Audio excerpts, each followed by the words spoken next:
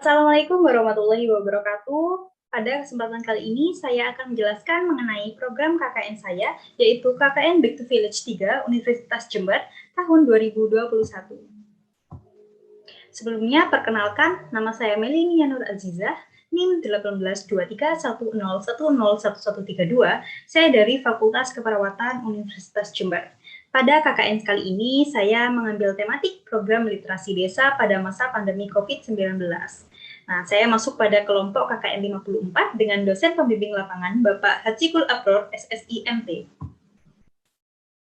Nah, pada KKN kali ini, saya mengusulkan program yang berjudul Program Pendukung Literasi Anak melalui pembuatan kerajinan tangan berbahan dasar daur ulang.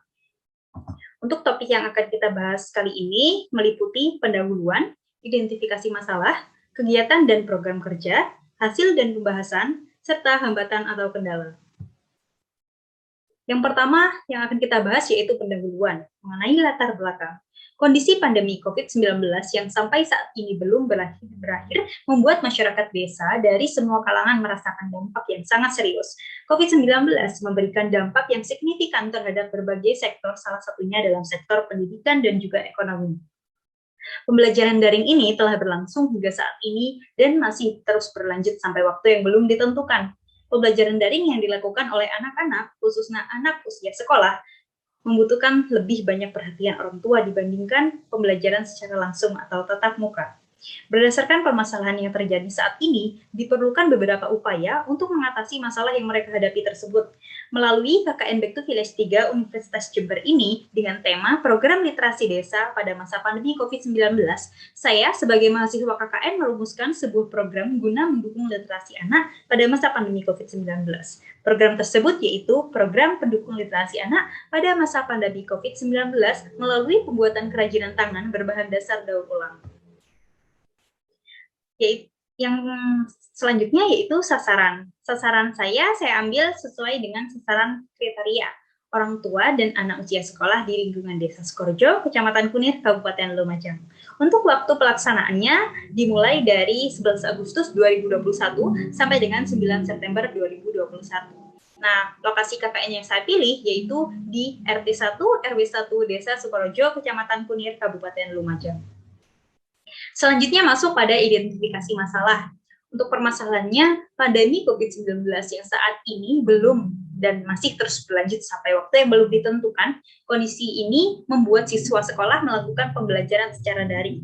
Keadaan ini juga membuat siswa dan juga orang tua lebih banyak menghabiskan waktu hanya di rumah saja dan kurang begitu produktif.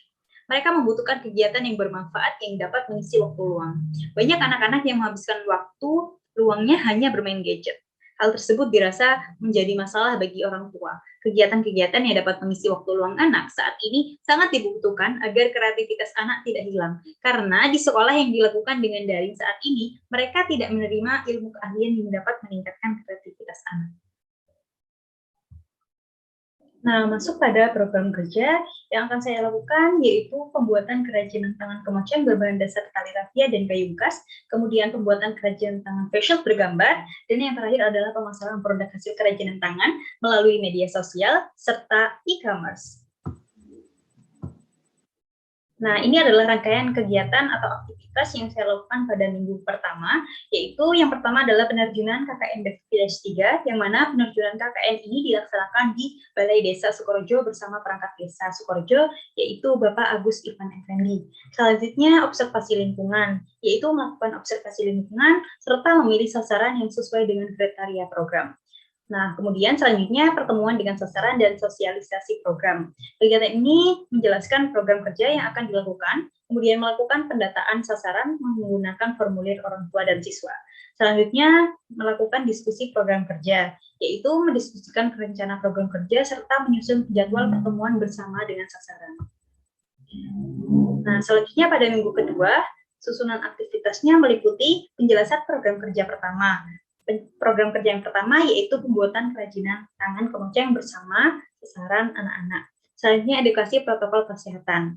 Nah, pada edukasi protokol kesehatan ini, saya memberikan edukasi mengenai protokol kesehatan yang dilakukan selama KKN berlangsung. Kemudian pelaksanaan kelas KKN. Kelas KKN ini berisikan edukasi mengenai cara menggunakan masker yang benar, serta mencuci tangan 6 langkah yang benar, serta pelatihan pembuatan kerajinan tangan kemoceng. Pada kelas KKN ini saya melakukan kelas KKN yang pertama dan kelas KKN yang kedua. Selanjutnya pembuatan kerajinan tangan kemoceng. Pembuatan kerajinan tangan kemoceng ini dilakukan bersama sasaran. Nah, ini adalah program pembuatan kerajinan tangan kemoceng. Kegiatan pembuatan kemoceng ini dilakukan pada minggu kedua. Pada minggu kedua, mahasiswa dan sasaran bertemu secara tatap muka untuk mendiskusikan program yang akan dilakukan.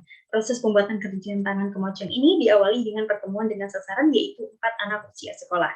Sebelum dilakukan proses pembuatan kerajinan tangan, mahasiswa terlebih dahulu memberikan edukasi mengenai protokol kesehatan yang dilakukan sesuai kebijakan pemerintah. Nah, masuk pada minggu ketiga, susunan aktivitasnya meliputi pelaksanaan kelas KKN. Pelaksanaan kelas KKN yaitu pelatihan pembuatan kerajinan tangan face shield bergambar. Kelas KKN ini adalah kelas KKN yang ketiga. Pembuatan face shield bergambar. Nah, pembuatan face shield bergambar ini berlangsung sebanyak 2 kali pertemuan pada minggu ketiga. Nah, karena memang pembuatan visual bergambar ini dilakukan 3 kali pertemuan, yang mana 2 kali pertemuan itu dilakukan pada minggu ketiga ini, dan 1 kali pertemuan dilakukan pada minggu keempat. Nah, kemudian pelaksanaan kelas KKN yang terakhir, yaitu pelatihan pemasaran produk hasil kerajinan tangan berbahan dasar daur ulang. Kemudian kegiatan yang terakhir yaitu pembuatan desain produk. Produk hasil kerajinan tangan bersama sasaran ini selanjutnya difoto, kemudian membuat desain poster untuk diunggah di akun media sosial serta aplikasi Shopee untuk promosi dan juga pemasaran produk. Nah, ini adalah pembuatan face shield bergambar, yang mana pembuatan face shield bergambar ini yaitu program pelatihan dan pendampingan pembuatan face shield bergambar dilakukan pada minggu ketiga. Kegiatan pembuatan face shield bergambar ini diawali dengan pengarahan terkait cara dan fungsi face shield bergambar. Mahasiswa KKN memberikan arahan terkait tutorial membuat face shield bergambar. Kegiatan ini dilakukan di rumah mahasiswa dan juga rumah sasaran. Masuk pada minggu keempat, susunan aktivitasnya meliputi pembuatan face shield bergambar. Nah, seperti yang sudah saya jelaskan sebelumnya, bahwa pembuatan face shield bergambar ini dilakukan 2 kali pada minggu ketiga dan 1 kali pada minggu keempat, mengingat alat dan bahan masih tersisa. Selanjutnya, pemasaran produk hasil melalui media sosial. Produk hasil kerajinan tangan dipasarkan melalui media sosial serta aplikasi Shopee. Nah, kegiatan selanjutnya yaitu pengantaran produk ke pembeli. Produk hasil kerajinan tangan ini yang sudah dibeli kemudian diantarkan. Hasil penjualan seluruhnya diberikan kepada sasaran. Nah, kegiatan yang terakhir yaitu penarikan mahasiswa KKN. Penarikan mahasiswa KKN bersama DPL dan anggota kelompok melalui Zoom pada tanggal 9 September 2021. Nah, pemasaran produk hasil.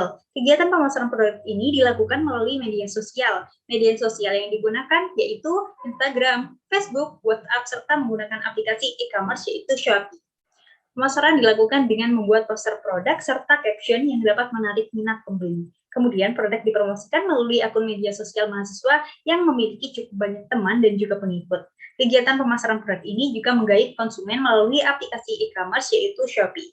Pada aplikasi Shopee, mahasiswa membuat toko Shopee dan mengunggah foto produk dan desain poster produk serta lokasi diatur di tempat mahasiswa yaitu di Kabupaten Lumajang. Nah, seperti ini adalah desain produk dari produk hasil kerajinan tangan. Dan yang ini adalah di aplikasi Shopee-nya yaitu mengunggah foto produk di toko Shopee. Nah, selanjutnya masuk pada hasil dan pembahasan. Untuk program kerja yang pertama yaitu pembuatan kemoceng. Produk hasil kerajinan tangan kemoceng ini menghasilkan 2 buah kemoceng yang berukuran besar dan juga kecil. Untuk hasil kerajinan, kemoceng diberikan kepada sasaran dan satunya dijual karena memiliki daya jual yang cukup baik. Selanjutnya, pembuatan face shield bergambar. Nah, produk hasil kerajinan tangan face shield bergambar ini cukup diminati oleh masyarakat, khususnya anak-anak. Produk face shield bergambar memiliki nilai jual yang tinggi, yang mana sebagian produk yang telah dibeli, serta sebagian untuk sasaran. Kemudian, pemasaran produk hasil kerajinan tangan. Kegiatan pemasaran produk ini membuahkan hasil di mana beberapa produk dibeli oleh teman, saudara, hingga tetangga di sekitar lingkungan desa Sukorejo. Produk hasil KKN ini sudah terjual sekitar 5 buah face shield. Keuntungan yang didapatkan dari hasil penjualan ini diberikan seluruhnya kepada sasaran. Nah, selanjutnya hambatan dan juga kendala. Yang pertama, keterbatasan waktu bersama sasaran. Karena memang waktu sasaran dan juga mahasiswa berbeda, maka dari itu ada beberapa jadwal yang tidak sesuai seperti itu. Kemudian produk hasil kerajinan tangan kemoceng tidak laku terjual karena memang satunya untuk sasaran dan juga satunya untuk dijual, maka dari itu karena memang tidak laku, jadi dua-duanya hasil kerajinan tangan tersebut diberikan ke sasaran, yaitu orang tua. Selanjutnya beberapa program kerja tidak sesuai dengan waktu yang dijadwalkan. Seperti yang saya jelaskan, bahwa ini berkaitan dengan keterbatasan waktu bersama sasaran. Maka dari itu ada beberapa program yang dilakukan pada hari H, namun bisa mundur dan juga maju karena memang waktu bersama sasaran itu terbatas. Selanjutnya, sasaran kurang antusias dalam mengikuti program kerja terakhir. Nah, program kerja yang dimaksudkan yaitu pada saat pemasaran produk hasil, yang mana pada program kerja tersebut seluruhnya dihandle oleh mahasiswa, sehingga karena memang sasaran kurang paham terkait pemasaran produk, maka mahasiswa berperan penuh dalam pemasaran produk tersebut. Nah, yang terakhir adalah hambatan proses pengerjaan tugas KKN bersamaan dengan berlangsungnya perkuliahan. Nah, karena memang perkuliahan ini bersamaan dengan KKN pada minggu keempat, maka dari itu ada beberapa tugas yang mungkin terhambat dan juga alhamdulillah mungkin selesai tepat pada waktunya. Nah, yang terakhir adalah penutup, meliputi evaluasi program kerja. Program kerja yang telah berlangsung selama 30 hari memiliki output yang baik. Orang tua mengatakan bahwa selama program KKN dilakukan, aktivitas anak menjadi semakin produktif dan memiliki manfaat tersendiri. Sasaran anak pun merasa bahwa kegiatan yang dilakukan menyenangkan dan dapat belajar sambil bermain. Melalui testimoni dari orang tua dan anak, mereka mengatakan bahwa kegiatan ini sangat positif dan juga dapat mengisi waktu luang mereka, dan mereka lebih produktif dan juga kreatif. Nah, karena KKN BTV 3 ini sudah berakhir dan juga alhamdulillah semua program berjalan dengan baik dan 100% memiliki output yang baik, maka dari itu saya sebagai mahasiswa KKN BTV 3 Universitas Jember mengucapkan terima kasih yang diberikan kepada Lembaga Penelitian dan Pengabdian kepada Masyarakat atau LP2M Universitas Jember, Kepala Desa Sukorejo beserta perangkat desa, dosen pembimbing lapangan Bapak Hazikul Abror SSIMT, serta sasaran kegiatan KKN Back to Village 3, orang tua dan anak di lingkungan Desa Sukorejo, dan teman-teman anggota kelompok 54 KKN Back to Village 3 yang telah melakukan KKN selama 30 hari bersama-sama. Untuk itu, sekian dari saya. Mungkin apabila ada salah dan salah kata, mohon dimaafkan. Wassalamualaikum warahmatullahi wabarakatuh.